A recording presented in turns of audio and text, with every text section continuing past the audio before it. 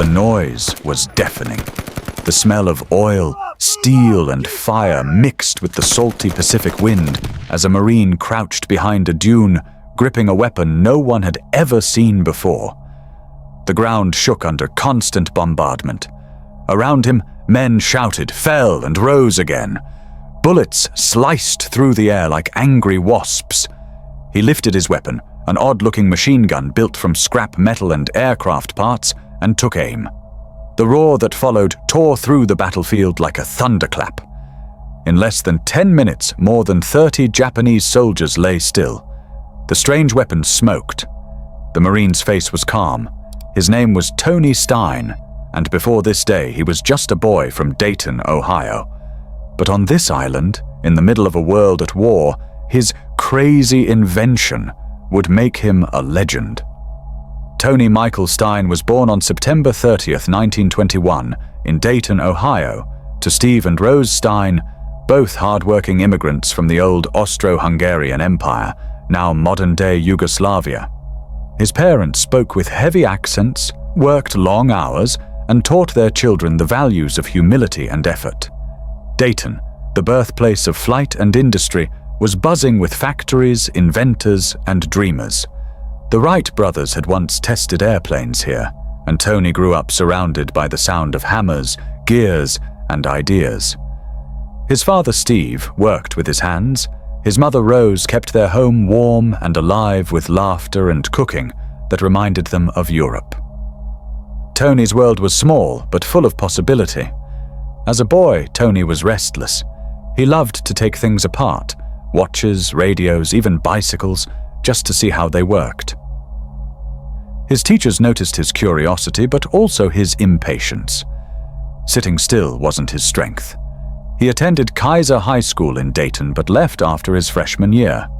The classroom couldn't hold his energy. Instead, he found his place among machines. At 16, he joined a tool and die apprenticeship at Patterson Field, one of Dayton's large military-industrial workshops. There, he learned to shape steel with precision and patience. He could handle a wrench like an artist handles a brush. Co-workers said he had hands that understood metal. That mechanical skill would one day save lives in ways no one could imagine. The 1930s in Dayton were tough years. The Great Depression had left families struggling. But Tony never complained. He was strong, cheerful, and surprisingly calm under pressure. After work, he joined a local boxing club, the Dayton Golden Gloves, where he competed in the lightweight division, weighing just 128 pounds. His quick reflexes and fearlessness earned him respect. He wasn't a big man, only about 5'9", but he fought with grit. His friends said Tony never backed down from a challenge, whether in the ring or in life. He liked simple things, tinkering with engines, boxing matches, and evenings at home with his parents. No one could have guessed that this quiet machinist would soon step into one of history's fiercest battles. Everything changed on December 7, 1941, when the news of Pearl Harbor reached Ohio. The radio crackled with the shocking words, "Japanese planes attack U.S. base in Hawaii." And people stopped what they were doing. Tony stood frozen in his workshop, the smell of oil heavy in the air, his hands trembling. The United States was now at war. Like thousands of young men, Tony felt something stir inside him, a mix of fear, anger, and duty. He wanted to protect his country, his home, and his family. At first, his supervisors told him he was too valuable to leave. Tool makers were essential for the war industry. But Tony couldn't stand by. He decided he would fight, not just build tools for others to fight with. On September 22, 1942, Tony Stein enlisted in the United States Marine Corps Reserve in Ohio. He was 20 years old. His parents were proud but worried. His mother Rose cried quietly that night. His father Steve placed a firm hand on Tony's shoulder and said in broken English, "Make us proud, my son. Come back strong." Tony smiled, promised he would, and packed his few belongings.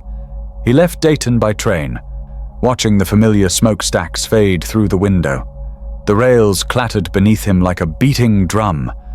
Ahead lay boot camp, faraway islands, and battles no one in Dayton could imagine. Boot camp transformed him. The Marines took his raw energy and turned it into discipline. At Paris Island, Tony learned to march, shoot, and survive. He wasn't the loudest recruit, but he was focused, sharp, and physically tough. Instructors noticed his precision with weapons and machinery. When others struggled to clean their rifles, Tony could strip one apart and reassemble it blindfolded. His mechanical background set him apart. Soon he volunteered for an elite experimental force, the Paramarines, the Marine Corps Paratrooper Division. It was grueling training. Long marches, heavy packs, and endless drills. But Tony thrived. He liked challenges that pushed the limits of body and mind. By 1943, Tony Stein was serving in the 1st Parachute Regiment, 3rd Marine Division. The Pacific War was raging across jungles and islands, Guadalcanal, Bougainville, Tarawa, names that sent chills even through the toughest Marines. The Parachute Regiment was small but fierce, known for daring raids and brutal close-quarter fighting. Tony earned a reputation for being calm under fire. His comrades called him Stein the Machine, partly for his mechanical skill, partly for his relentless focus in battle. On Bougainville, he became known as a sniper killer. Once, he reportedly took out 5 hidden Japanese marksmen in a single day, saving his squad from ambush. His quick aim and calm under pressure impressed everyone who served beside him. Between battles, Tony would sit quietly, polishing his rifle or tinkering with spare parts. He was always improving something, a weapon, a tool, even the straps on his pack. War didn't dull his curiosity, it sharpened it. He began to notice how much heavier and slower the Marines' machine guns were compared to the weapons the Japanese used. The Browning automatic rifle, though reliable, wasn't light enough for fast assaults. Tony started thinking, what if there was a way to build something lighter, faster, deadlier? His mind worked like an engineer's puzzle. The answer didn't come right away, but the seed had been planted. His experience as a machinist and his time in the field were about to merge in a way no one could predict. Back home in Dayton, his family followed every bit of war news they could. Letters from Tony came irregularly, sometimes months apart. His parents would sit by the window, holding each one like gold. "I'm fine," he'd write. "Don't worry, the boys here are strong." He didn't tell them about the jungles, the mosquitoes, or the sleepless nights listening for footsteps in the dark. He didn't write about the fear. Instead, he wrote about the men, brave, loyal, and determined. His letters always ended the same way. "Tell Dayton I'm doing my best." Those words would one day mean more than anyone could imagine. By 1944, the parachute units were disbanded. Tony's regiment was folded into the newly formed 5th Marine Division. He returned briefly to Hawaii for reorganization. There, surrounded by broken planes and leftover equipment, Tony's eyes caught sight of something unusual, a .30 caliber AN-M2 aircraft machine gun stripped from a downed plane. It was lighter and fired faster than any infantry gun. Most saw scrap metal. Tony saw possibility. His old instincts as a machinist came alive. Using parts from a M1 Garand stock, a bar bipod, and his own ingenuity, he re-engineered the aircraft gun into a handheld weapon. The Marines called it the Stinger. It was crude, heavy to control, and unbelievably powerful, 6 times faster than a standard rifle. But in Tony's steady hands, it purred like a masterpiece.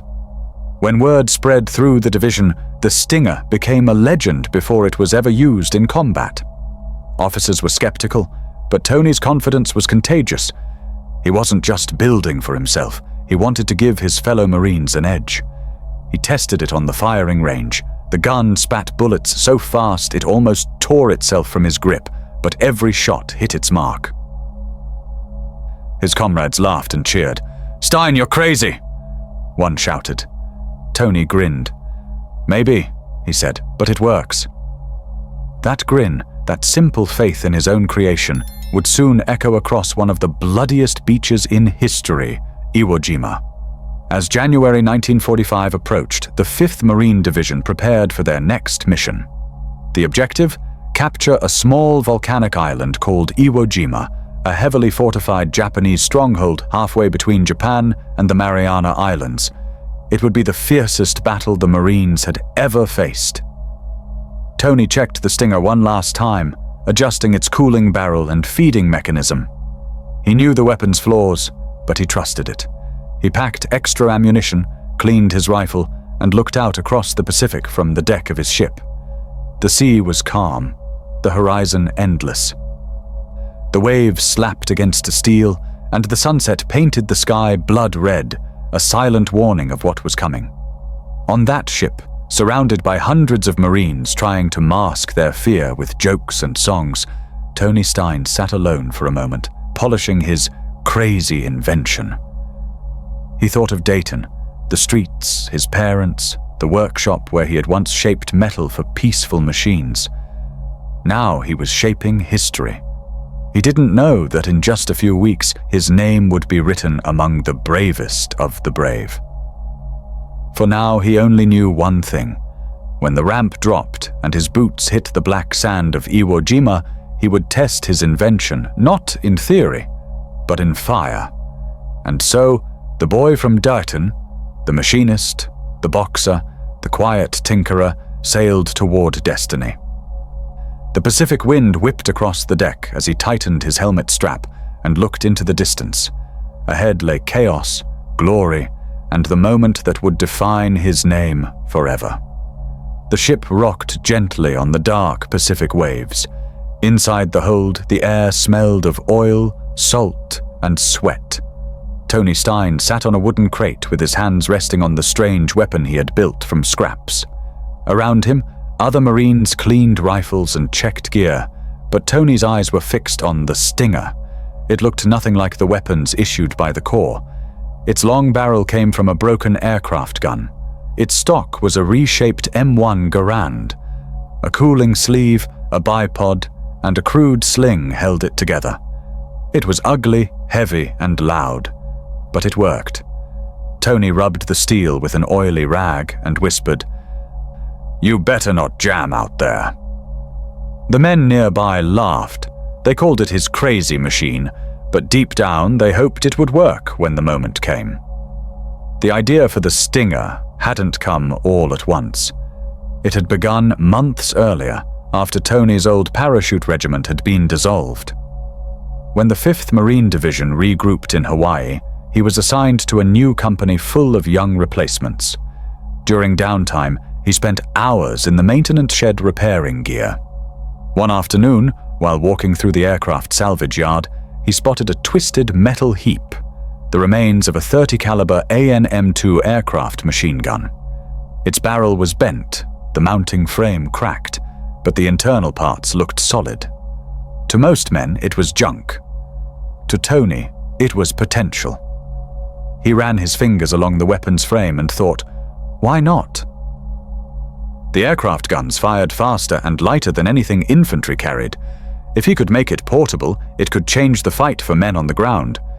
He spent evenings sketching ideas in a small notebook: how to fit the aircraft receiver into a rifle stock, how to handle recoil, how to feed the ammunition. The regular Browning automatic rifle was reliable, but fired slower and weighed nearly 20 pounds loaded. The AN-M2 could fire over 200 rounds a minute, almost double the speed. The challenge was control. No one had tried to turn a plane's gun into a shoulder-fired weapon before. Tony's machinist instincts took over. He cut the mounting brackets, shaved the edges, and added a cooling barrel shroud. He took the stock of a broken M1 Garand and fitted it by hand, filing metal until the pieces slid together smoothly. He added a bipod from a Browning bar and fashioned a trigger guard from spare steel. When he was done, the strange weapon looked like a cross between a rifle and a machine gun, lean, fast, and mean. Word spread quickly around the camp. Marines crowded the workshop to see what Stein was building. "What are you calling it?" one asked, half mocking. Tony shrugged. "No name yet," he said. "Just something to make life easier out there." They laughed, but when he tested it on the range, the laughter stopped. The first burst tore a long rip through the practice target. The weapon kicked hard but stayed steady. Empty brass casings rained down in a golden shower. The firing rate was so fast it sounded like a chainsaw. The men stared, stunned. "That thing stings!" Someone shouted over the noise. The nickname stuck, the Stinger. From that moment, the weapon and its builder became camp legends. Not everyone was impressed. A senior officer passing by saw the test and frowned. "That's not standard issue, Corporal Stein," he barked. "You can't modify government property without permission." Tony stood straight, wiped the sweat from his brow, and replied, "Sir, it works. It's lighter, faster, and the men can carry it." The officer scowled, but when he saw how accurately Tony handled the gun, he didn't confiscate it. He simply said, "If it jams in combat, it's on you." Tony nodded. He understood the risk. If the Stinger failed in battle, it would cost lives, maybe his own. But he believed in his creation. Every bolt, every weld, every cut of metal was done by his hands. He knew its heart like a mechanic knows the sound of his engine.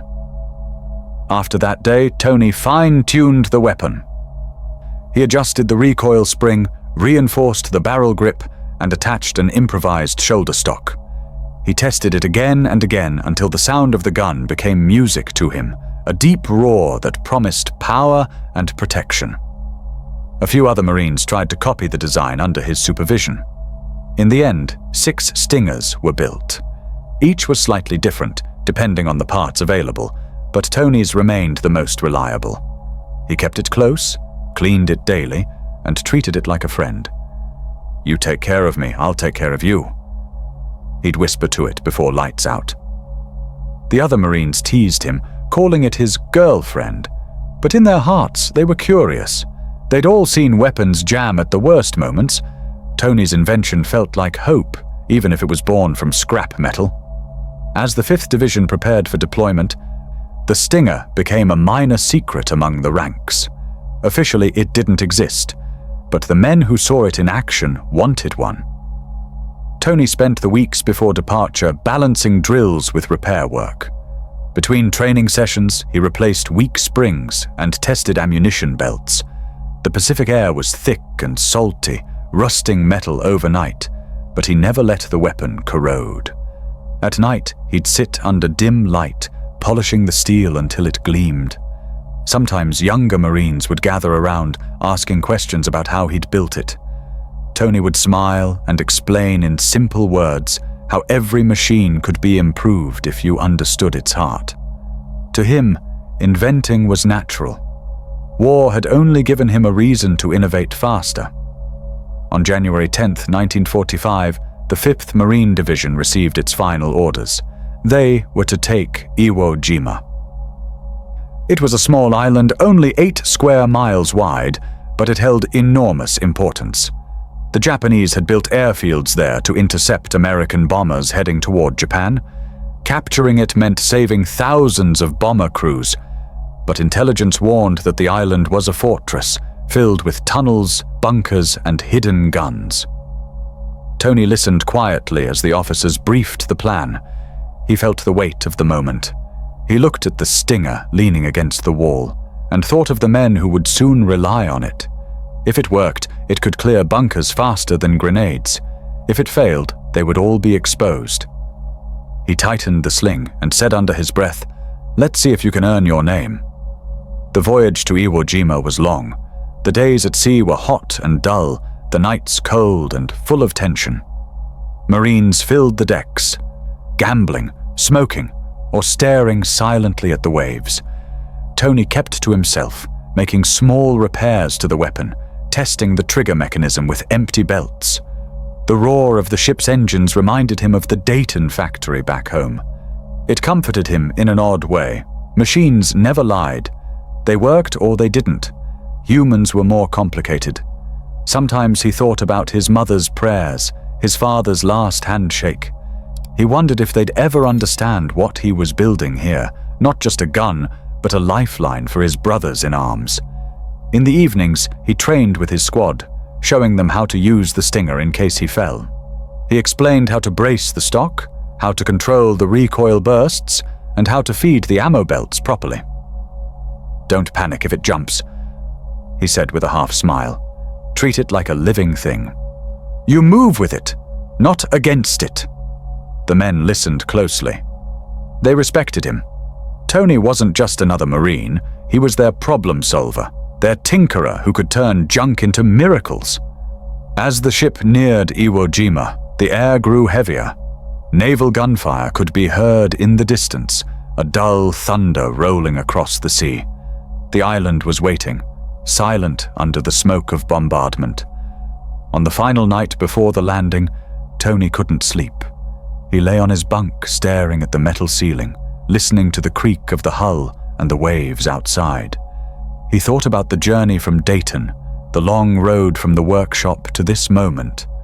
The crazy idea that had begun with curiosity was now the only weapon standing between life and death for many men. He smiled faintly, turned over, and whispered a short prayer. He didn't pray for victory or glory. He prayed that his gun wouldn't jam. He prayed that he would have the strength to keep his men alive. Outside, the sea was black, the horizon glowing faintly with the flashes of distant explosions. Dawn came grey and quiet. The order to prepare for landing echoed through the corridors. Marines rushed to their positions, checking weapons and tightening straps. Tony grabbed the Stinger and slung it over his shoulder. It felt heavier than usual, or maybe it was his heart pounding. He loaded the first belt of ammunition, feeling the rough brass against his fingers. Around him, men whispered nervously. Some prayed, some cursed. The ship's loudspeakers barked, 30 minutes to landing. Tony took one last look at the weapon he had built with his own hands. It wasn't perfect, it wasn't official. But it was his, and he trusted it more than anything else on Earth. The next time he fired it, it wouldn't be on a training range. It would be against an enemy dug deep into volcanic stone. When the ramp finally dropped, Tony would be ready. His invention, born from curiosity and necessity, would meet its first true test. The Pacific wind howled across the deck as the island came into view, a black shape rising from smoke and fire. The men fell silent. Tony gripped the Stinger and muttered under his breath, "All right, old friend, let's see if you can really sting." The roar of engines shook the landing craft as it slammed against the waves. Salt water splashed over the sides, soaking the men crouched inside. Tony Stein gripped the Stinger across his knees, his boots slick with sea spray. Ahead, the black outline of Iwo Jima rose through smoke and fire. It didn't look like land, it looked like the edge of the world. Naval guns pounded the beaches, shaking the sea itself. Explosions sent columns of black sand skyward. The air stank of cordite and oil. The Marines around him were silent, their faces pale. Some whispered prayers, others stared blankly. Tony checked the Stinger one last time, sliding the belt of ammunition into place. The weapon gleamed under the dull morning light. When the ramp dropped, he told himself, there would be no hesitation, just action.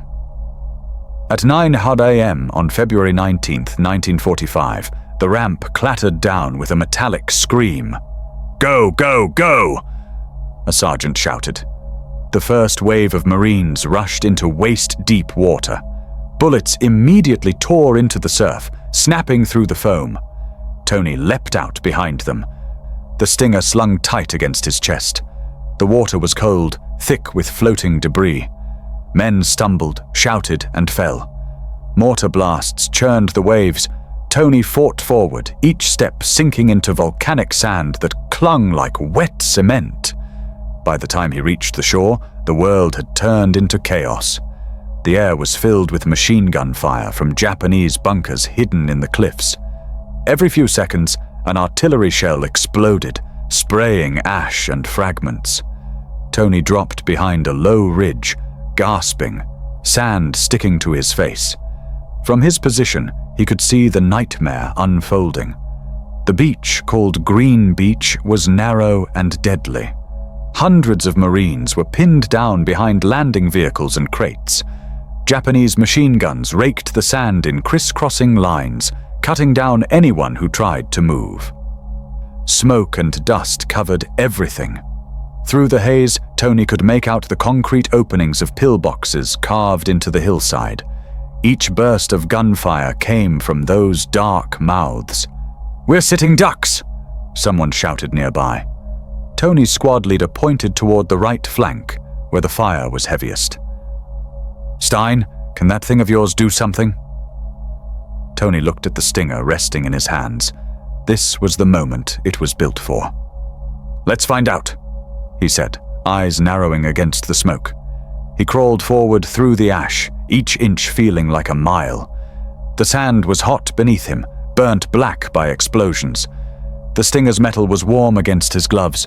He found a small mound of debris that gave a bit of cover and set up his position. Through the haze, he spotted a Japanese machine gun nest firing relentlessly into the beach. A dozen Marines were trapped behind a wrecked vehicle, unable to move. Tony steadied the Stinger, took a deep breath, and squeezed the trigger. The gun erupted with a roar unlike anything else on the battlefield. A storm of bullets poured from the barrel, fast, fierce, and unbroken. The recoil kicked against his shoulder, but he held it steady. Sparks flew as the rounds tore through the pillbox opening. Within seconds, the enemy fire stopped. The men behind the wreckage cheered, but Tony was already shifting aim to the next target. The Stinger's rate of fire was incredible, but it ate through ammunition like fire through paper. Within moments, the first belt ran dry. Tony rolled back behind cover and shouted for another. No one had extra ammo for his strange weapon. Without hesitation, he slung the Stinger over his shoulder and sprinted back toward the beach through gunfire. Bullets cracked past him, spraying sand. He reached the landing area where supply crates lay scattered and ripped open one marked 30 cal. Grabbing 2 belts, he turned and ran back, dragging a wounded Marine along the way. The man moaned in pain, his leg bleeding. Tony dropped him with the medics, reloaded the Stinger, and dashed forward again. Each trip across that deadly beach felt endless, but he never slowed down. Other Marines began to notice the figure sprinting through fire, bareheaded, barefoot, carrying both ammo and wounded, a sight they would never forget. By midday, Tony had crossed that deadly stretch 8 times, each time under a rain of bullets and shrapnel. His uniform was ripped, his face streaked with soot, but his determination never wavered. The Stinger barked relentlessly, clearing one enemy position after another.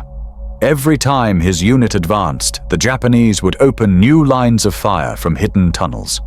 Tony would charge again, laying down cover with the Stinger so his squad could move. His calm under pressure inspired everyone around him. "That gun's singing again," one Marine shouted as Tony unleashed another barrage. The Stinger's rhythm became a beacon in the chaos. Wherever they heard it, Marines knew they had a chance. The black sand of Iwo Jima was unlike any other battlefield. It swallowed boots and burned skin. The sun turned the metal of rifles scorching hot. The smell of gunpowder mixed with sulfur from the island's volcanic core. Every step forward cost lives. Yet, through the smoke and noise, Tony's focus never faltered. He aimed carefully, firing short bursts to conserve what little ammo he could carry. Between shots, he scanned for movement, his sharp eyes catching glints of helmets or muzzle flashes. He had learned long ago in the jungles of Bougainville that patience saved lives. Here, that patience was matched with deadly precision. At one point, his unit was pinned near a massive bunker. The Marines couldn't move an inch without drawing fire. A mortar shell landed nearby, blowing 2 men off their feet. Tony ducked, ears ringing, sand filling his mouth. When he looked up, he saw his commander motioning toward the bunker. "We need that gun gone!" Tony nodded without a word. Crawling forward on his belly, he found a new angle behind a low ridge. The Stinger was heavy, its barrel hot to the touch, but he set it down and steadied his aim. When he opened fire, the recoil shook his arms, but his line was true. The bullets chewed through the bunker's opening, cutting down its defenders. When the firing stopped, Marines rushed in and threw grenades to finish the job. Another deadly obstacle was gone because one man refused to stay down. By afternoon, the beachhead began to widen. Reinforcements landed, and the first tanks rolled ashore, grinding over the black sand. The thunder of their engines joined the endless roar of battle. Tony's body ached from exhaustion, but he kept fighting. The Stinger's barrel glowed faintly red from constant use. He poured water from his canteen over it, the metal hissing and steaming. "You're still with me, old girl," he muttered with a tired grin. A nearby Marine looked at him in disbelief. "You're insane, Stein." Tony just nodded. "Maybe, but we're still alive." In that simple reply lay the quiet strength that defined him. He didn't fight for medals or glory, only survival and duty. As dusk settled, the sky turned orange over the island. The sound of gunfire softened, replaced by the distant rumble of artillery. The Marines dug shallow foxholes and gathered what ammunition they could. Tony sat down finally, his muscles trembling, his face smeared with ash. He looked around at the men who had survived the first day. Many were gone. Others sat silent, staring at nothing. The Stinger lay beside him, its metal scarred and blackened, but still functional. He picked it up and rested it across his knees. The weapon had done its job. It had cut a path through hell itself and brought men home alive. Around him, the wind carried the faint cries of the wounded and the low rumble of the sea. As night fell, Tony cleaned the Stinger by the dim light of a lantern. Each click and scrape of the cleaning rod was steady, almost peaceful compared to the day's chaos. He thought of the faces he'd seen, men he'd carried, men he couldn't save. The sounds of battle echoed faintly from inland, where other units fought deeper into the island. Tomorrow, he knew, they would push forward again. He didn't know how long the fight would last, but one thing was certain. His invention had proven itself. The crazy idea born in a workshop had turned into a lifeline on the battlefield. He wiped the last trace of soot from the gun's receiver, checked the cooling jacket, and nodded in satisfaction. "Good job," he whispered. The night on Iwo Jima was eerie. The stars hung low, dimmed by drifting smoke. Flares from distant skirmishes lit the horizon in brief flashes. Tony leaned against a half-buried rock, his helmet beside him, his bare feet buried in the cooling sand. He could still feel the vibration of explosions in his bones. In the distance, he heard faint voices, medics calling, engines growling, and waves crashing endlessly against the shore. The island felt alive, breathing, whispering through the smoke. For a moment, Tony thought about Dayton, about his parents and the quiet streets far away. He wondered if they could imagine this place, this night, this war. Probably not. Few could. He closed his eyes briefly, too tired to think, his hand resting on the Stinger as if afraid it might vanish. When dawn came again, the beach was littered with twisted metal and silence. The first rays of sunlight revealed what the Marines had accomplished. They had survived the deadliest landing in marine history. The black sand was theirs now, at least for the moment. Tony stood slowly, stretching his sore muscles, and looked toward the smoking ridges ahead. The fight for Iwo Jima was far from over, but something inside him had changed. He had entered this battle as a machinist with a homemade gun. Now, after the first day, He was something else, a soldier who had faced the impossible and lived. He slung the stinger over his shoulder, glanced at the rising sun and whispered, "Day one's done. Let's see what's next."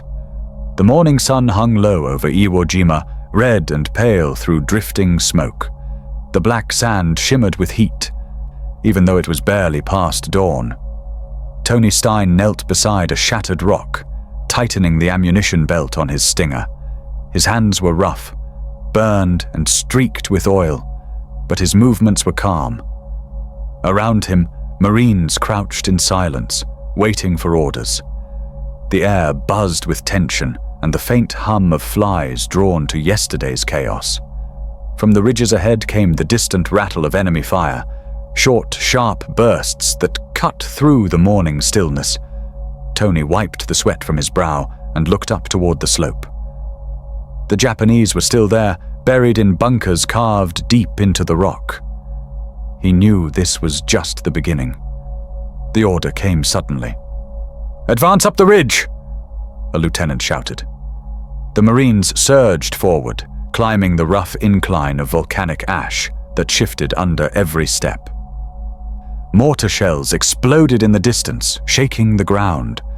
Tony ran low, the stinger clutched tightly in his hands. Each movement was automatic now. Run, drop, fire, reload. He had done it so many times the rhythm had become instinct. The smell of sulfur and smoke filled his lungs. He could taste metal in his mouth. Ahead, his squad was pinned down again, caught in a deadly crossfire between two hidden pillboxes. Bullets snapped overhead, punching holes in the sand. Men shouted for cover, but there was none. Tony crawled forward through the ash until he reached a small dip in the ground. He peered over the ridge, his eyes narrowing. There they were, two pillboxes less than 200 yards away, their openings spitting fire. Tony's heartbeat slowed. He steadied the stinger and took a deep breath. The first burst tore through the morning silence like thunder. The recoil jolted his shoulder, but he stayed firm. Bullets from the stinger ripped across the face of the nearest pillbox. Sparks flew as rounds hit steel and stone. The enemy gun inside went silent. Without waiting, Tony shifted aim to the second bunker. The weapon roared again, spitting out a storm of fire. The sand in front of him leapt into the air, peppering his face. He didn't stop. The stinger screamed in his hands, spitting flame and brass. Within moments, the second pillbox fell quiet. Marines who had been pinned began to shout and move again. "Keep pushing!" someone yelled. But Tony wasn't done yet. He spotted movement, shapes darting between rocks further up the slope. Japanese soldiers were repositioning, trying to flank his squad. Tony rose to his knees, swinging the stinger in their direction. He fired in short, brutal bursts. One man fell. Another stumbled and disappeared behind a boulder. A third tried to crawl away, but the sand exploded around him. The weapon's roar echoed across the ridge. In that moment, Tony wasn't thinking about anything. Not fear, not fatigue, not even survival. There was only the sound of his gun, the smell of gunpowder, and the instinct to protect the men beside him. His squad advanced again, covering the ground he'd cleared. The black sand turned to mud under their boots, soaked with sweat and blood. The stinger's belt ran out. Tony dropped behind cover, reloading with practiced speed. The metal links clinked as he fed a fresh belt into the receiver. Just as he stood, a grenade exploded nearby, spraying hot dirt across his back. He flinched, but didn't stop. Ahead, another enemy position opened fire. The crackling sound of machine guns echoed from a rock face higher up. Tony knew they were trapped again. He shouted over the noise, "Cover me!" Then, without waiting for an answer, he sprinted uphill.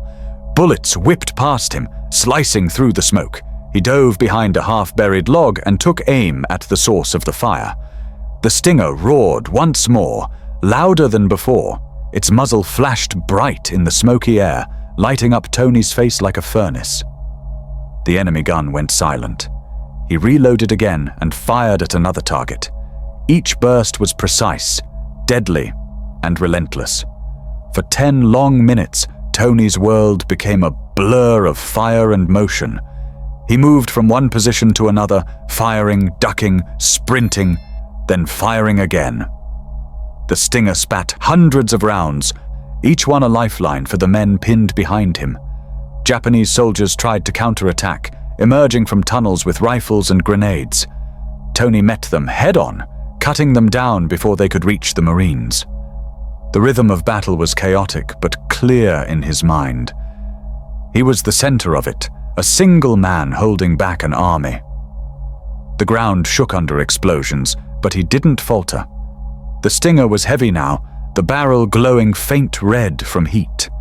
The air around him shimmered with smoke and dust. He didn't feel the exhaustion, only the steady pulse of determination in his chest.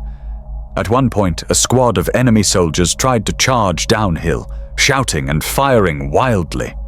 Tony knelt in the open, aimed carefully, and unleashed a long, controlled burst.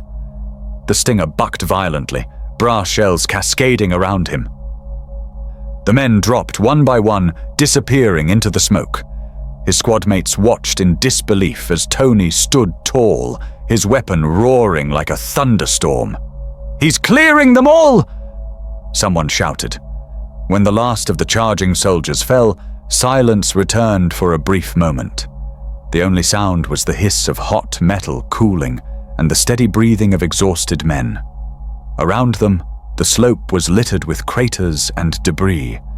In less than 10 minutes, the deadly crossfire that had trapped them was gone. 30 enemy soldiers lay silent, and the path ahead was open. Tony's arms trembled as he lowered the Stinger. Smoke drifted from the barrel, curling in the breeze. He sank to one knee, chest heaving. The world around him seemed to fade into muffled sounds. Distant gunfire, the cry of medics, the hum of flies.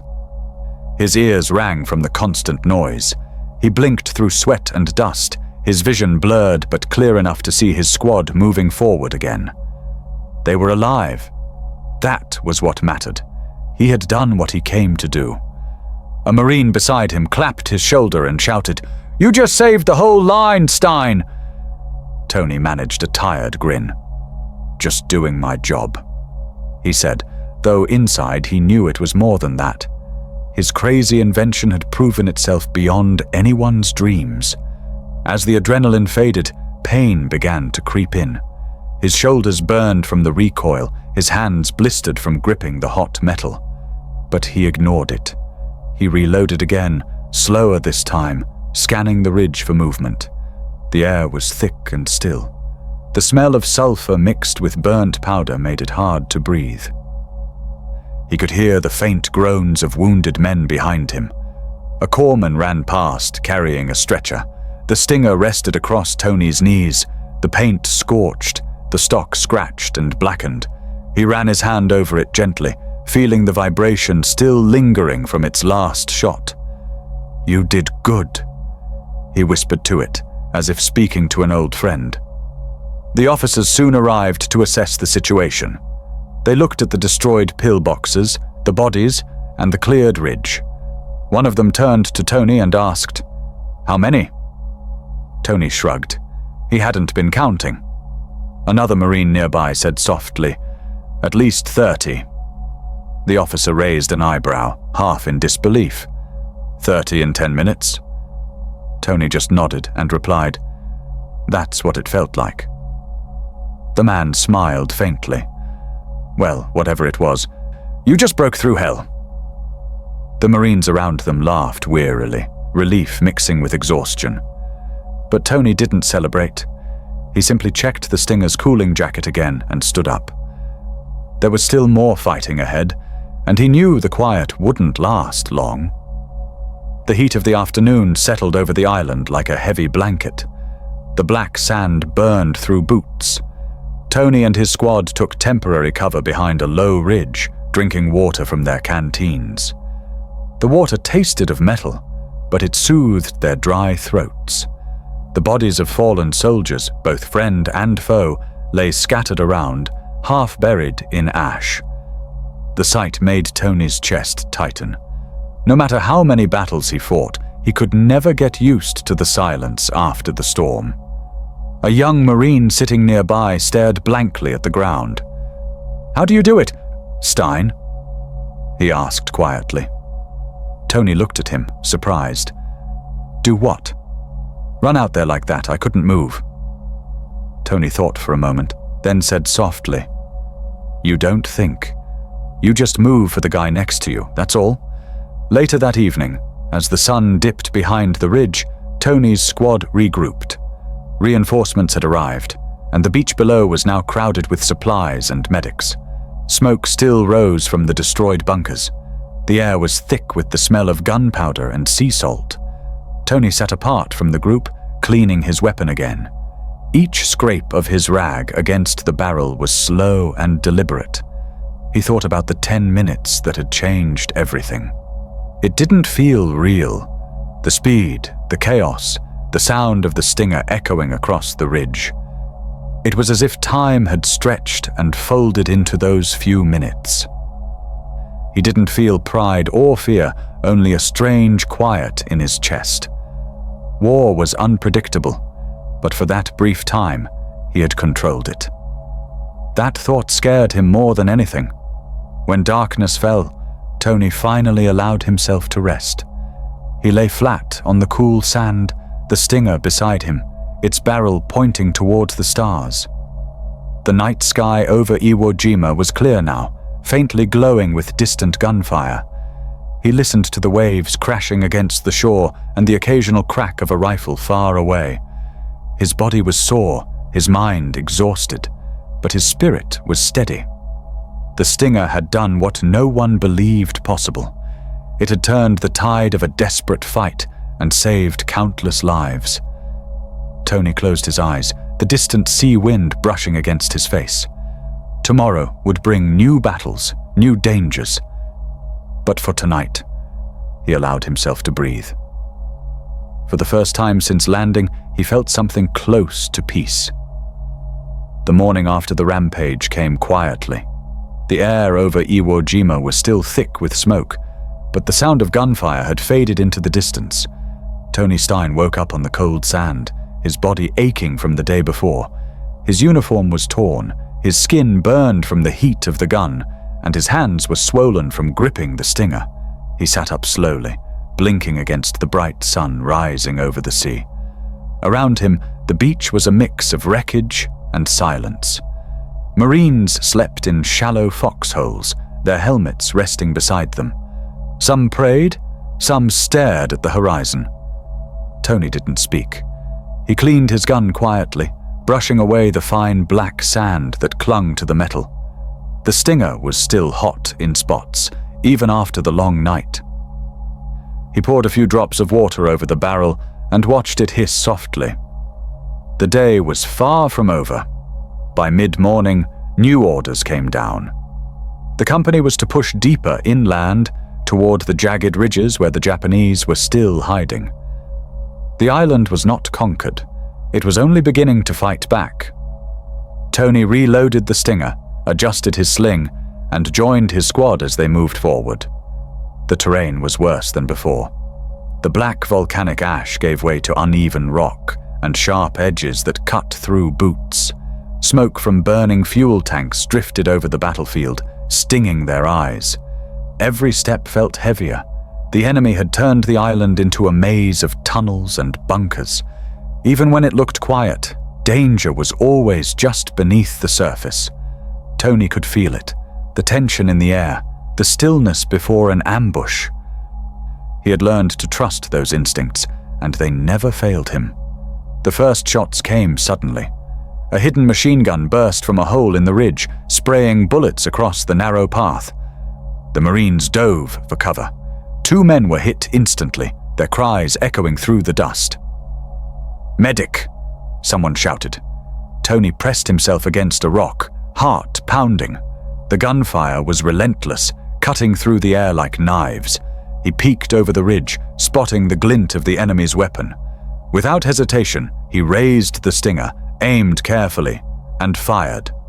The gun's roar filled the canyon, drowning out every other sound. The enemy position went silent. Smoke rose from the hole where the machine gun had been. Tony ducked down again, breathing hard. Then he saw movement, one of the wounded Marines lying exposed on the open ground, trying to crawl back to cover. The man's leg was torn, and he was barely moving. Tony didn't think twice. He stripped off his helmet and dropped his pack. "Cover me!" he shouted, and before anyone could stop him, he ran into the open. Bullets whipped past, striking the ground around him. He could feel the heat of the sand burning through his socks. He reached the wounded Marine, grabbed him by the straps of his gear, and dragged him toward the rocks. The man screamed in pain, but Tony didn't stop. Every muscle in his body screamed back, but he kept pulling until they reached safety. The corpsman rushed forward, shouting thanks, but Tony just nodded and went back for another. This became his rhythm: run, rescue, return. No one could believe what they were seeing. He had taken off his helmet and even his shoes to move faster, charging across open ground as if bullets meant nothing. His bare feet left prints in the black sand, each one a mark of defiance against death. Each trip felt longer than the last. The air was filled with gunfire and explosions. Tony carried the wounded on his shoulders, sometimes two at a time, his body shaking under the weight. He ran low, the stinger slung across his back, its metal clattering against him with every step. The Marines behind him watched in awe. "That man's crazy," one whispered. "No," another replied softly. "That man's brave." Tony didn't hear them. He was focused only on the next man who needed saving. Each time he reached the front line, someone else was calling out for help. Each time, he went. The beach medics began to recognize him, the bare-footed Marine with the strange machine gun who kept appearing out of smoke, carrying the wounded like they weighed nothing at all. The heat grew unbearable. The black sand reflected the sun, turning every step into agony. Tony's feet bled from the cuts and burns, but he barely noticed. His uniform was soaked with sweat and blood. When he wasn't carrying the wounded, he was firing the stinger to cover other Marines as they advanced. He moved with the precision of a machine, his body following instincts honed from months of battle. Between trips, he drank water in short sips, just enough to keep going. He couldn't rest, not while others were still lying out there. The sight of his comrades trapped on the battlefield haunted him. He knew the risk each time he ran into the open, but he couldn't stop. It wasn't courage that drove him anymore, it was duty, pure and simple. By afternoon, Tony had made 8 trips across that deadly field. Each time he thought he couldn't make another, someone called his name, "Stein, over here!" And each time he answered. On his 8th trip, a shell exploded close enough to lift him off his feet and throw him into the sand. For a moment, everything went silent. His ears rang, his vision blurred. When he opened his eyes, dust and smoke filled the air. He tasted blood in his mouth. The stinger lay beside him, half buried in ash. He reached for it, his hands trembling, and stood slowly. The world wobbled for a second, but he steadied himself. "I'm fine," he muttered under his breath. He looked around, saw another Marine pinned behind a crater, and went again. It was as if pain couldn't touch him anymore. Later, as the sun began to dip, the battlefield quieted again. The Marines regrouped, taking stock of their losses. Medics worked tirelessly over the wounded Tony had brought in. The officer in charge, covered in dust and sweat, approached him. "Stein, that's 8 men you carried back today. You trying to win the war by yourself?" Tony gave a tired smile. "Just doing my part, sir." The officer nodded, unable to find the right words. What Tony had done wasn't just brave, it was beyond reason. He had risked his life again and again, not for medals, not for orders, but for his brothers. Around camp that night, his name spread quietly. The men spoke of the barefoot Marine who ran through hell and came back every time. That night, Tony sat alone near the edge of camp, cleaning the stinger once again. The weapon was battered and scarred from constant use. The barrel was darkened, the paint stripped away in places, but it still worked. As he polished the metal, he could hear the waves crashing faintly on the shore below. The stars above were dim, blurred by the smoke still rising from the island. He thought of the men he had carried, their faces, their voices, their thanks. Some would live, others wouldn't. That was the truth of war. He sighed and looked down at his bleeding feet. The skin was raw, torn open in places. He wrapped them with strips from his undershirt and laughed softly. "Guess I'll need new boots," he whispered. The next morning, Tony was up before sunrise. He stretched, strapped the stinger across his shoulder, and joined his squad. The exhaustion in his body was deep, but he ignored it. The battle still raged farther inland, and his company was moving again. The terrain grew rougher, filled with jagged ridges and hidden caves. As they advanced, Tony noticed the silence between bursts of fire. It wasn't peace, it was the enemy waiting. The Japanese defenders had dug deep tunnels connecting bunkers across the island. They would disappear after an attack, only to reappear elsewhere. It was a deadly game of shadows, and Tony's instincts told him danger was close. At noon, a new ambush erupted. Machine gun fire swept across the ridge, pinning the Marines behind rocks. Tony ducked low, scanning the direction of the shots. He spotted the muzzle flashes flickering from a small cave entrance halfway up the slope. Without hesitation, he took aim and fired. The stinger's roar filled the canyon, and the muzzle flashes disappeared.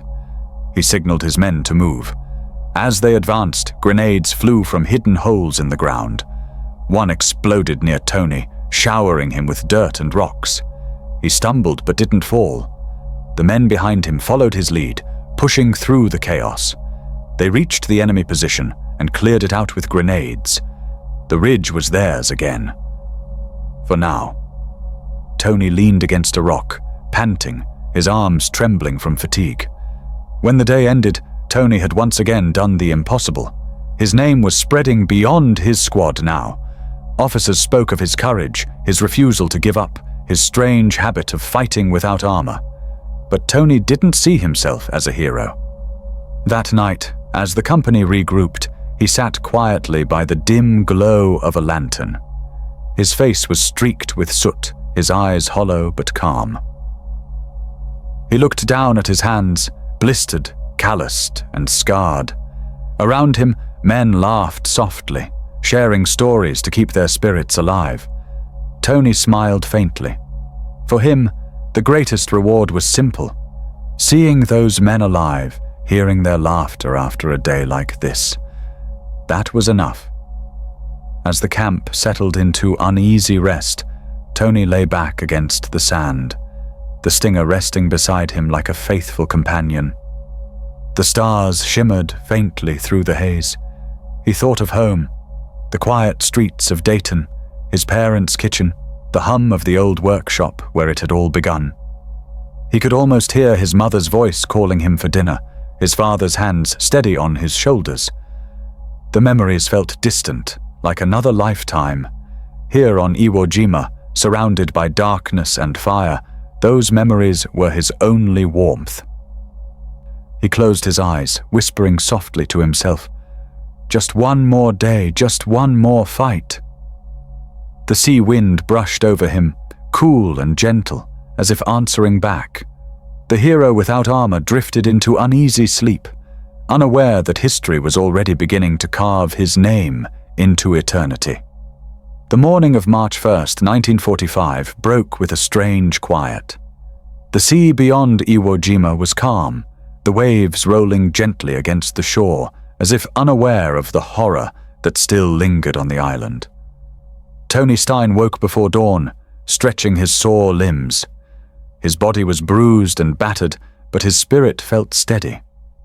The sky glowed faintly pink above the smoking ridges. Around him, the camp stirred slowly, men whispering, medics moving quietly between rows of stretchers. The air smelled of smoke, metal, and the faint salt of the ocean. Tony sat up, rubbed his tired eyes, and looked toward the horizon. The Stinger lay beside him, its barrel scarred and blackened from days of battle. He ran a hand over the weapon gently, feeling its cold strength. It had been his companion through every fight, and today it would go with him again.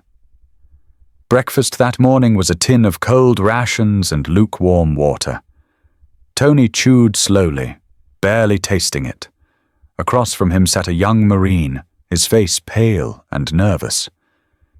"You think we'll make it out of this, Stein?" he asked softly. Tony gave a small smile. "One day at a time," he replied. He didn't speak more than that. He had learned that in war, words meant little. It was actions that counted. When the call came for volunteers to lead a small patrol up the ridge, Tony stood without hesitation. The lieutenant glanced at him.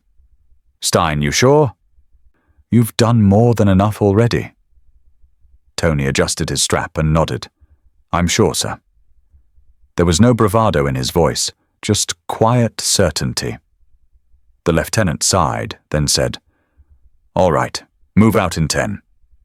Tony grabbed the Stinger, slung it over his shoulder, and checked his ammunition one last time.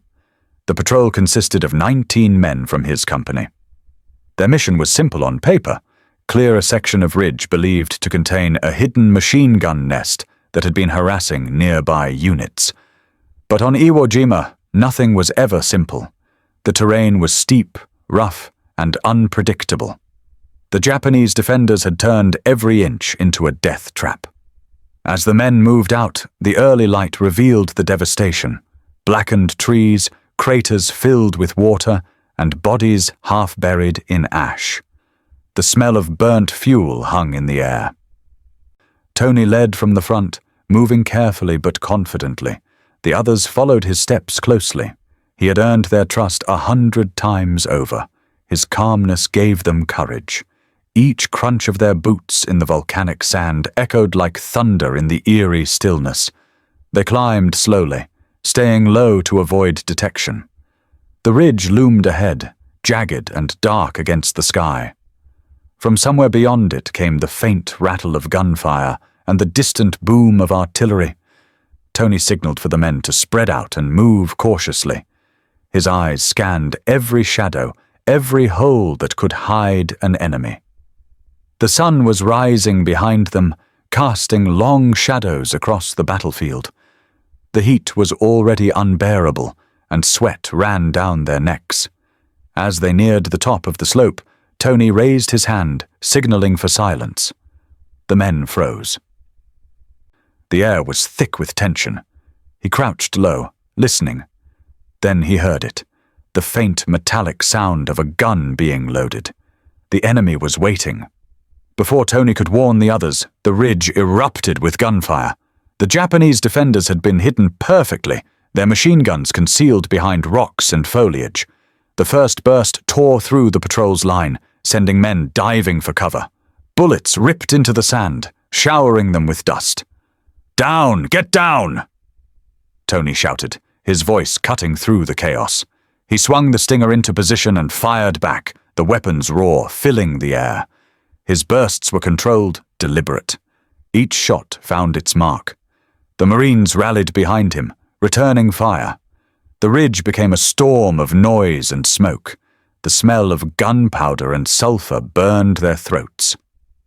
Men shouted orders and curses, but Tony's focus never wavered. He was calm in the middle of chaos, just as he had been every day since landing.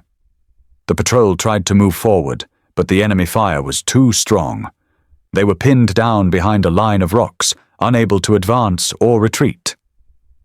Tony looked around at the terrified faces of the younger Marines. "We can't stay here," he said firmly. "If we don't move, they'll box us in." The lieutenant nodded reluctantly. "What do you suggest?" Tony looked toward the ridge and pointed. "I'll draw their fire. You move along the left side and flank them." The officer hesitated. That's suicide, Stein. Tony smiled faintly. Maybe, but it'll work. Before anyone could stop him, he slung the stinger tight against his chest, took a deep breath, and sprinted into the open. The world exploded around him. Bullets tore through the air, striking the sand at his feet. Tony fired from the hip as he ran, his stinger roaring like thunder. Sparks flew from the rocks as bullets ricocheted around him. He hit the ground behind a mound and returned fire with precision. The Japanese gunners turned their attention toward him just as he'd planned. "Go!" the lieutenant shouted to the others, and the patrol moved along the flank under cover of Tony's fire. He reloaded quickly, sweat dripping down his face. His heart pounded, but his hands were steady. Each pull of the trigger was deliberate. He could feel the heat of the gun through his gloves. The stinger's barrel glowed dull red, but it kept firing, refusing to quit, just like him. For a moment, it seemed to be working. The flanking squad reached a better position and began throwing grenades into the enemy nest. Explosions rocked the ridge. Tony smiled briefly, wiping sweat from his brow. Then came a flash, a single sharp crack that cut through the air. He felt something slam into his chest, knocking the breath from his lungs. The world tilted. He stumbled backward, the stinger slipping from his hands. Pain shot through him like fire. He tried to breathe, but the air wouldn't come. The sound of battle faded into a distant echo. His knees buckled, and he fell onto the black sand. The sky above him spun slowly, bright and far away. The men saw him go down and rushed toward him. "Stein's hit!" someone shouted. 2 Marines crawled through the dirt, dragging him back behind cover. Bullets hissed over their heads as they pulled him to safety. Tony's eyes fluttered open. His face was pale, and blood soaked through his uniform. One of the men pressed a hand against the wound, shouting for a medic. Tony tried to speak, but his voice was barely a whisper. "Keep going," he managed to say. "Don't stop." His hand twitched weakly toward the ridge, where the fight still raged. The corpsman arrived moments later, kneeling beside him. "Hang on, Stein. You're going to be fine." Tony looked at him, his gaze calm, almost peaceful. "Take care of the boys," he murmured. Then his eyes drifted toward the stinger lying in the sand beside him. His lips moved as if to say something, but no sound came. The firefight continued for several more minutes before the enemy finally broke. The Marines overran the machine gun nest, silencing it for good. When the smoke cleared, the men returned to where Tony lay. The corpsman looked up slowly, shaking his head. The lieutenant knelt beside him, his expression heavy. "He's gone," he said quietly. No one spoke. The wind whistled softly through the rocks, carrying the faint smell of smoke and sea salt. The stinger rested beside Tony's still body, its metal dark with soot. One of the younger Marines reached out and placed a hand on the weapon, whispering, "He never let us down." Another added, "He was the bravest man I've ever seen." The lieutenant nodded. "He saved us all today. Remember that." As the day went on, word spread through the division that Tony Stein had been killed in action. The news hit hard. Men who had seen him running barefoot through gunfire, who had watched him carry the wounded again and again, could hardly believe it. Some refused to. "Not Stein," they said. "He can't be gone." But he was. His body was carried back to the beach later that afternoon, wrapped in a simple blanket. The medics placed the stinger beside him, unwilling to separate the man from the weapon that had become part of him. The sun was setting as they lowered him onto the sand. The sky was painted in shades of red and gold, the same colors that had marked so many of his battles. The waves rolled in quietly, washing against the shore as if paying their respects. That night, the camp was silent. Men sat in small groups, speaking in hushed tones. No one wanted to believe that the boy from Dayton, the machinist who had turned a scrap gun into a legend, was gone. The stinger was taken back to headquarters, where it would be cleaned and preserved. though no one else ever fired it the same way again. It had been more than a weapon. It had been Tony's spirit, fast, fierce, and unyielding. In the darkness, the Marines of the 5th Division remembered his laughter, his calm voice, his steady hands. They remembered how he never asked for recognition, how he just did what needed to be done. He had faced death 100 times and always come back. Until now. As dawn broke again over Iwo Jima, the island was still smoldering, but the air felt different. The fight continued elsewhere, but the men who had known Tony carried his courage with them. They moved forward that day with renewed determination, whispering his name under their breath. Tony Stein had become more than a Marine. He had become a symbol of what it meant to fight without fear, to give everything for others. The boy who once worked with machines in a quiet Dayton workshop had given his last breath on a distant island, holding the weapon he had built with his own hands. And in that final act, he had written his name into the story of the war, forever.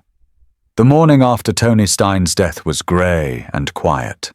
The smoke from the battlefield still drifted across Iwo Jima, curling in the wind like ghosts refusing to leave. The Marines moved slowly that day, their faces hardened but their hearts heavy. They had lost many men in the past weeks, but losing Tony felt different. He had been more than a comrade. He had been a symbol of hope in the middle of chaos. His calm voice, his fearless runs through gunfire, his strange homemade weapon. These things had made him unforgettable. When word spread that he was gone, the camp fell silent. Even the wind seemed to hush. Some men stared at the sea, others cleaned their rifles in silence, and a few just sat, lost in thought. The boy from Dayton, the man who never backed down, had made his final stand. Later that afternoon, a small service was held on the beach. The chaplain stood before a simple wooden cross, his Bible open in his hands. Around him, Marines gathered in a half-circle, their helmets tucked under their arms. The surf rolled in softly, its rhythm like a heartbeat beneath the words of prayer. He fought the good fight, the chaplain said. He gave all he had, and more. As he spoke, the men bowed their heads. Some wept quietly. Others bit their lips to hold it in. When the prayer ended, a rifle squad fired 3 volleys into the air. The echoes rolled across the black sand, fading into the sea. The Stinger, cleaned and wrapped, lay beside the cross, its metal glinting faintly in the sun. No one touched it. It belonged to him and to history now. A few days later, the fighting on Iwo Jima ended. The American flag was raised on Mount Suribachi, and the world saw the image that would come to define courage and sacrifice. But among the men who had fought there, the victory felt hollow. For them, the true heroes were the ones who hadn't come back. In the tents along the beach, stories of Tony Stein spread like fire. Marines told newcomers about the man who ran barefoot through bullets, who carried the wounded 8 times under fire, who built his own gun and fought with it like no one else. They spoke his name with a mix of pride and sadness. If you ever wondered what a Marine's heart looks like, one of them said quietly, it looked like Stein. When news of Tony's death reached his hometown of Dayton, Ohio, it struck like a thunderclap. His parents, Mr. and Mrs. Jacob Stein, received the telegram on a rainy March morning. The message was brief, written in cold military words. We regret to inform you that your son, Private First Class Tony Stein, was killed in action on Iwo Jima, March 1st, 1945. His mother collapsed in tears. His father sat silently for a long time, staring at the paper in his hands. Neighbors came to the house to comfort them, bringing food, prayers, and quiet company. In Dayton, everyone had known Tony as the cheerful boy who could fix anything. He had worked as a machinist at Delco before the war, building tools and gadgets with a steady hand. Now, the same hands that once built machines for peace had built one that became a legend in war. Weeks passed before his body was brought home. The train arrived quietly at the station, carrying the flag-draped coffin. A small honor guard stood by, their uniforms crisp, their faces solemn. The streets were lined with townspeople holding flags and flowers. It was a grey day, but the crowd was large. Children who had grown up hearing about the boy who went to war stood beside veterans from the Great War, all waiting in silence. At his funeral, the local pastor spoke gently about courage, sacrifice, and faith. Tony Stein didn't set out to be a hero, he said. He set out to do his duty, and in doing so, he became one. As the coffin was lowered into the ground, a single bugler played taps. The slow, mournful notes echoed through the cemetery, each one falling like a tear. In the months that followed, Tony's name began to appear in newspapers across the country. The official reports from the Marine Corps described his incredible bravery, how he had used his homemade Stinger to destroy multiple enemy positions, and how he had rescued his wounded comrades under heavy fire. The stories spread quickly. People were amazed to learn that a young machinist from Ohio had built his own weapon from spare airplane parts and turned it into one of the deadliest guns on the battlefield. Reporters called him the one-man army of Iwo Jima, but those who knew him smiled quietly at that title. They knew Tony would have hated it. He wasn't fighting for glory, he was fighting for the man next to him. On February 7, 1946, nearly a year after his death, Tony Stein was posthumously awarded the Medal of Honor, the highest military decoration in the United States. His parents were invited to Washington, D.C. to receive it on his behalf. The ceremony was simple but powerful. The medal was presented by President Harry S. Truman, who shook Mr. and Mrs. Stein's hands and said softly, "Your son's courage will never be forgotten." As the citation was read aloud, there wasn't a dry eye in the room. It told the story of how Tony had disregarded his own safety to carry wounded comrades to safety, repeatedly braving intense enemy fire, and how his valiant conduct inspired all who served with him. His parents stood proudly, though their hearts ached with loss. The medal shimmered under the light, a small symbol of a sacrifice that could never truly be measured. Back in Dayton, the city honored Tony in its own way. The local paper printed his story on the front page with a photograph of him smiling in his Marine uniform. A new park was later dedicated in his name, Stein Park, a quiet green space where children could play and families could gather. At its entrance stood a bronze plaque engraved with his likeness and words that read, "In honor of Private First Class Tony Stein, who gave his life for his comrades and his country." Veterans would stop by often, touching the plaque gently as they passed, whispering a small prayer. For the people of Dayton, Tony's story became a reminder that courage doesn't come from power or rank. It comes from the heart. Among the Marines, his weapon, the Stinger, became legendary.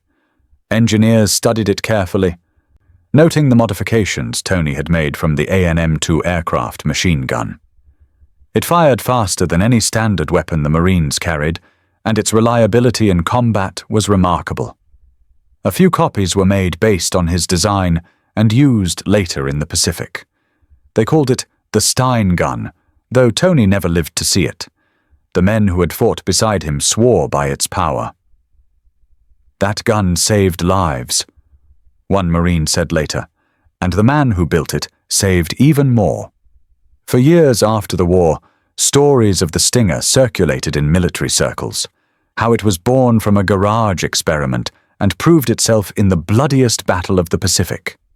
It stood as a testament not just to ingenuity, but to the human spirit that refuses to give up. Tony's legacy lived quietly but deeply in those who had known him. Some of his old friends from Dayton went on to start families, naming their sons after him. Others kept his photograph framed in their homes. For them, he wasn't a legend. He was the boy who had always smiled, the man who never hesitated to help. Veterans who survived Iwo Jima carried his memory with them for the rest of their lives. In reunions years later, when old Marines gathered to remember the war, Tony's name always came up. "He wasn't just brave," one said. "He was good, the kind of good that doesn't fade with time." As the decades passed, the world moved on, but the story of Tony Stein remained. His Medal of Honor hung in the Dayton History Museum, displayed beside his photograph and the replica of the Stinger. School children would stand before it, reading about the man who had once been one of them. Teachers told them about how Tony built his gun from airplane parts, how he saved lives with it, and how he gave his own in the end. The children listened wide-eyed, inspired not just by his courage but by his creativity. He wasn't born a hero. He became one by using what he had and never giving up. To them, he wasn't just a soldier. He was proof that one person could make a difference. Every year on Memorial Day, a small ceremony was held at his grave. Veterans, local officials, and families gathered to lay flowers and say his name aloud. His grave was simple, white stone, neatly engraved. Tony Stein, PFC, U.S. Marine Corps Medal of Honor, March 1st, 1945. Each year, someone would place a small toy airplane on the stone, a quiet nod to the weapon that had made him famous. Others left notes or medals from their own service, honoring a man whose courage had inspired them long after the guns of Iwo Jima fell silent. Today, Tony Stein's story continues to echo through history books, museums, and the hearts of those who hear it. His name may not be as widely known as some war heroes, but among those who study the Pacific War, he is remembered as the man who turned metal and courage into legend. His invention, the Stinger, became more than a gun. It became a symbol of American resilience and ingenuity. And his actions, running barefoot into gunfire, saving lives without hesitation, became the standard of what it means to serve selflessly. The boy from Dayton had shown the world that true strength isn't in the weapon you hold, but in the heart that wields it.